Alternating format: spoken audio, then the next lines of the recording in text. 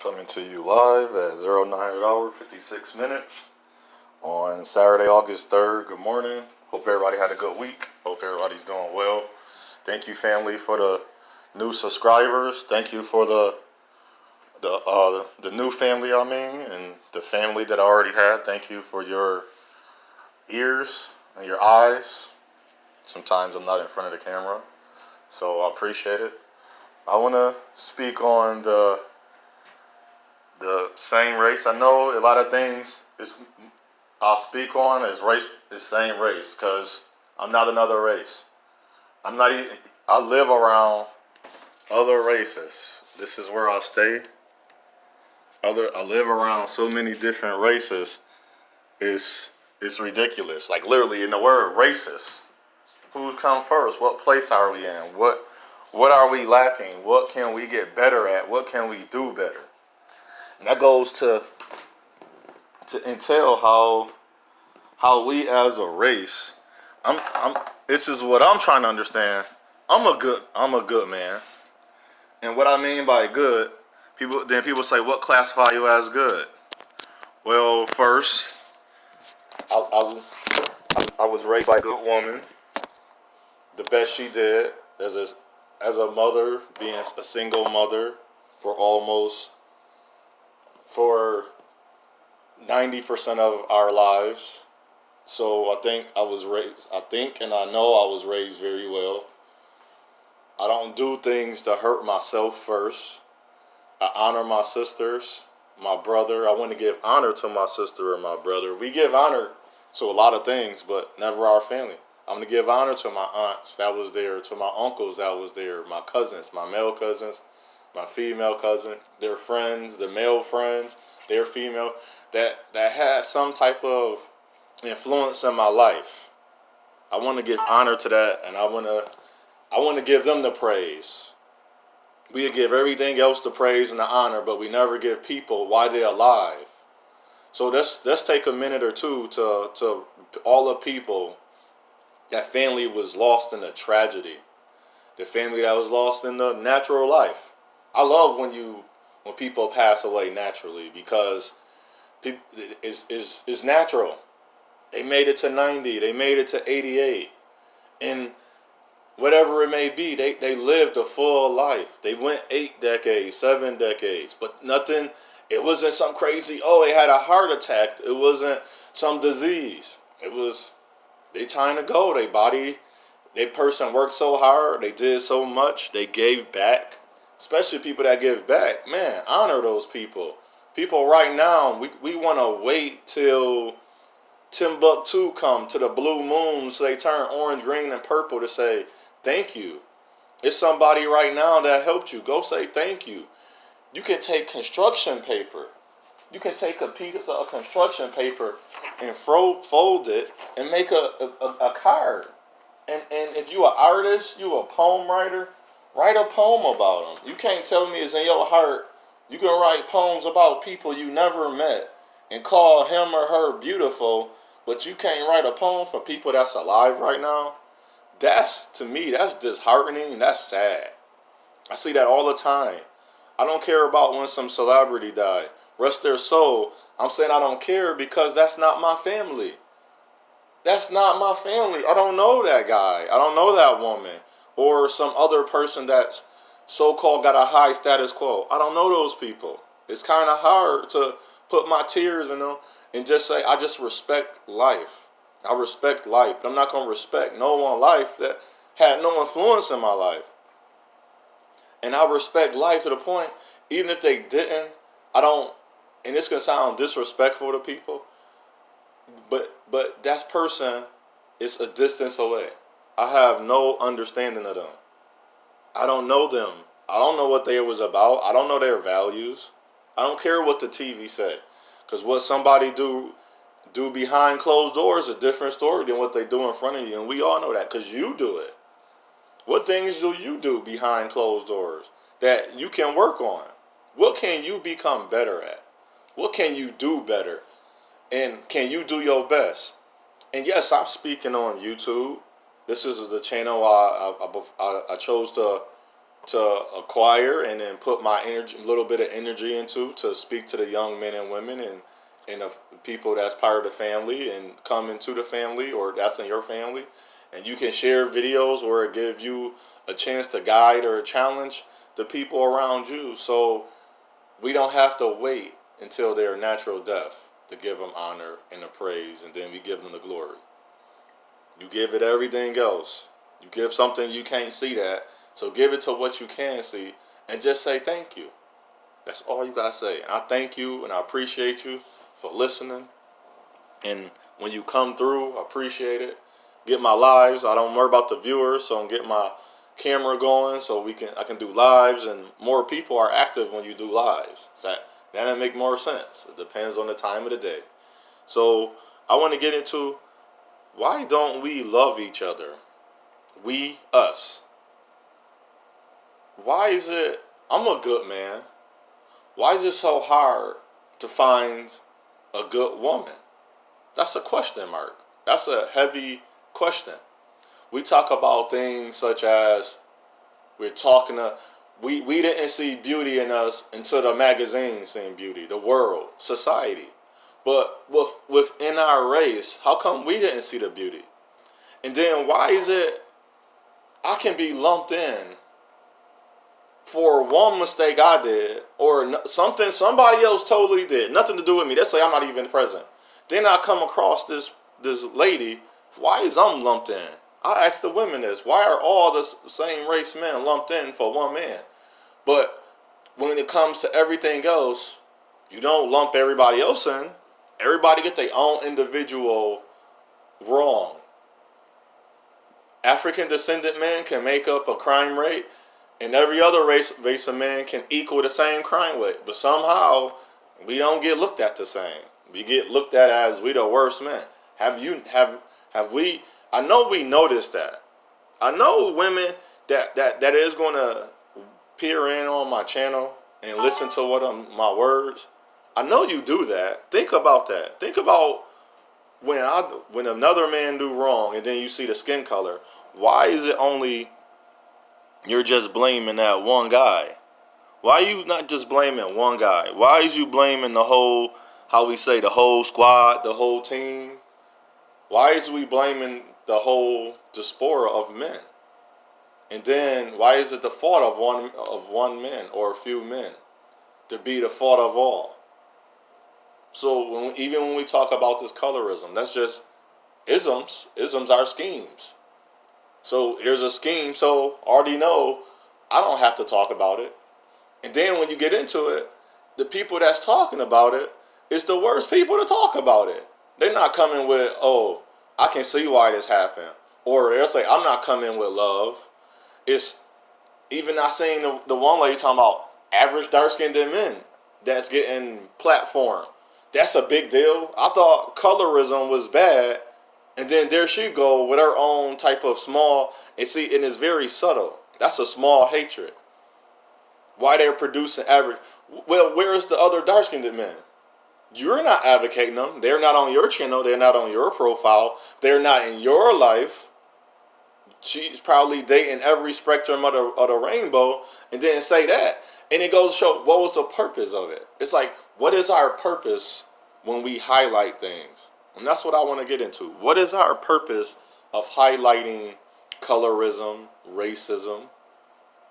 And for the brothers, what is the purpose of bashing, belittling, or degrading or disdain of the same race woman? What is the purpose, brothers? I don't see a purpose in a lot of things we do. And there's a lot of great African descendant indigo, quote unquote, African descendant indigo men out there. We're doing great things. We're building, forming, creating. No matter what the news say or what some channels say that have a large following, then this is my real take for these women that says this. Why, when you choose within your race, you choose a certain type of man? See, men, they choose a certain type of man. And then they're saying that they keep using the same. If I go to an area where men work 9-to-5 jobs or they have the careers, I'm going to be in that type of atmosphere. That means that street is usually empty at a good amount of a time, and a few men might work the mid shift or the night shift. So, but mainly more of the guys. So in the morning to almost 4 to 5 p.m., that street is going to be empty, and you're going to have a few people out doing their lines, whatever. But if you put yourself in a situation where the man don't work 9 to 5, and you're desiring a certain income or a certain living situation or a certain type of relationship, you're going to, based on what your choices are.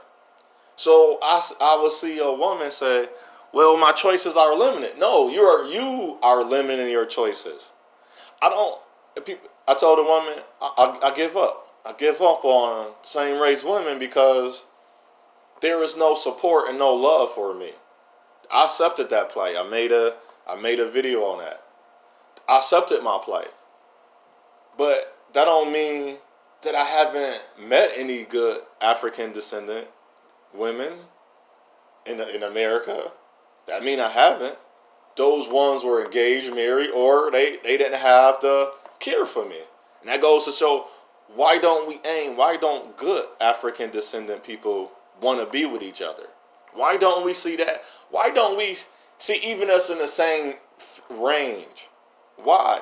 I want to meet the woman that's saying she a good woman. I want to meet her. But why is it so hard? Why she don't want to meet you, brothers? Think about that.